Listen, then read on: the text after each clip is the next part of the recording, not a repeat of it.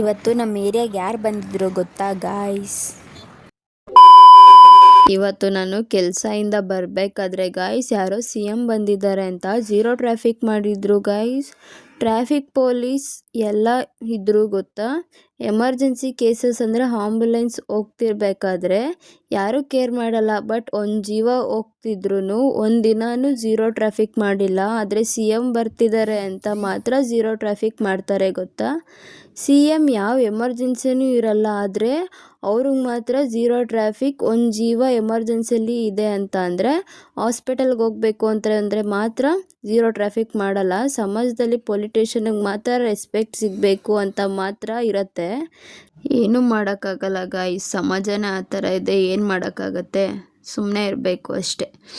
Okay guys, ಬಾಯ್ ಬಾಯ್. ನಾನು ಮನೆಗೆ ಹೋಗ್ತೀನಿ, ನನಗೂ ಸ್ವಲ್ಪ ಹುಷಾರಿಲ್ಲ, ರೆಸ್ಟ್ ಮಾಡಬೇಕು. ಬಾಯ್ ಬಾಯ್.